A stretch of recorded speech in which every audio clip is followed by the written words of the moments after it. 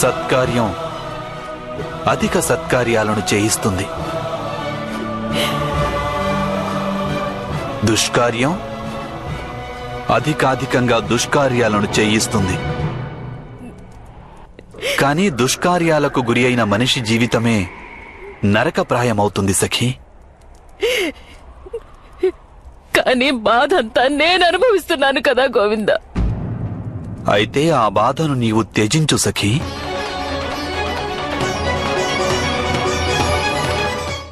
హస్తినాపురి ద్యూత సభలో నీ పట్ల జరిగినదంతా నీ కర్మ కాదు. కానీ ఆ ఘటనకు నీవు ఎలా స్పందిస్తావన్నదే అదే నీ కర్మగా పరిణమిస్తుంది. నీవు నీ మనస్సును దుఃఖంతోనూ వైరంతోనూ నింపుకుంటే నీకు కూడా అప్పుడు నరకం అనుభవంలోకి వస్తుంది. ఇక వారు చేసిన దుష్కార్యాలకు గాను నీవెందుకు నరకాన్ని అనుభవించాలి? వైరాన్ని త్యజించు సఖీ.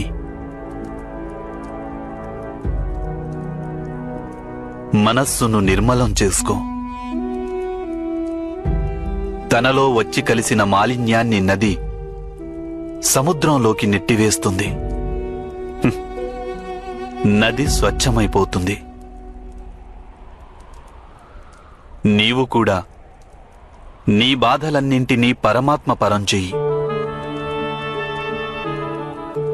పరమాత్మ ఈ లోకంలోని సమస్త బాధలను తనలో విలీనం చేసుకునేందుకు సదా సంసిద్ధుడు.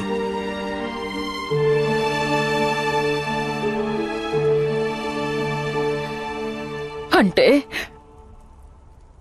కురు సభను క్షమించాలంటావా?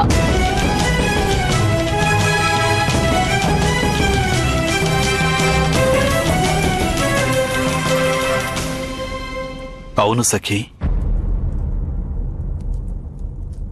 వారిని క్షమించు. లేదంటే ప్రతీకారంతో కుమిలిపోతావు, న్యాయం చెయ్యలేకపోతావు.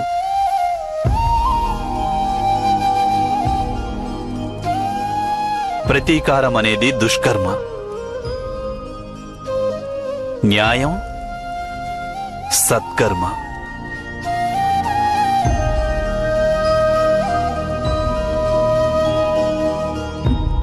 భేదమేమిటి గోవిందా?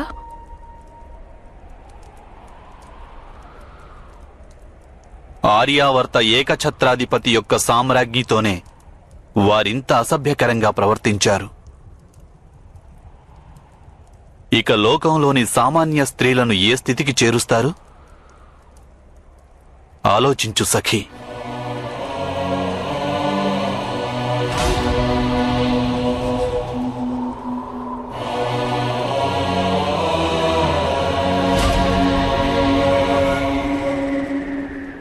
నీ బాధలో లోకంలోని బాధలను చూడు.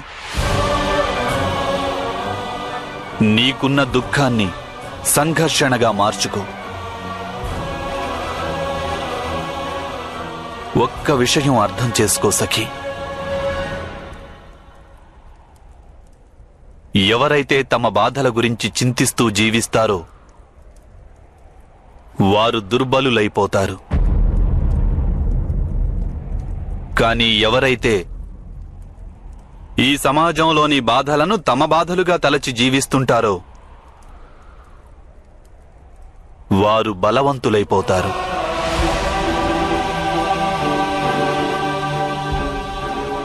కేవలం తమ బాధల గురించే ఆలోచించటం దుష్కర్మవుతుంది. అయితే ఈ లోకంలోని బాధలకు పరిష్కారం ఆలోచించడం సత్కర్మవుతుంది.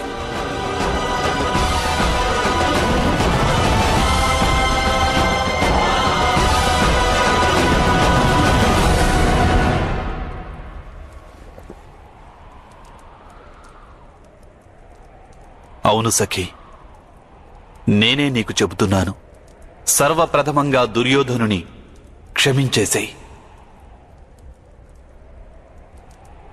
వాని వినాశనానికి అదే తొలి మెట్టవుతుంది.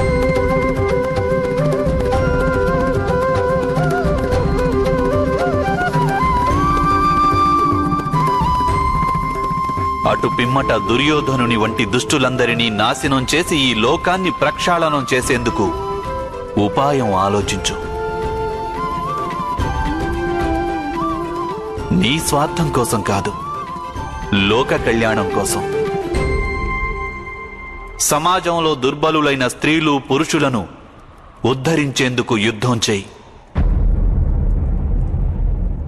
పరమార్థం కోసం చేసే యుద్ధంలో అందులో ఎంత హింసాకాండ జరిగినా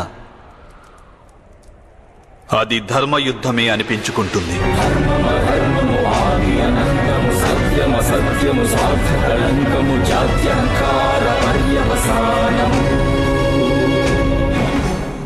చెప్పు, నీవీ పనిని చేయగలవా?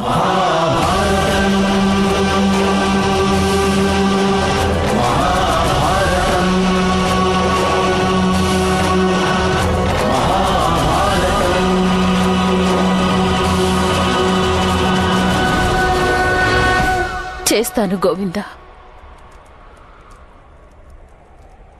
నా హృదయం అంధకారంలో ఉంది. ఆ అంధకారంలో నీవు జ్ఞానదీపాన్ని వెలిగించావు.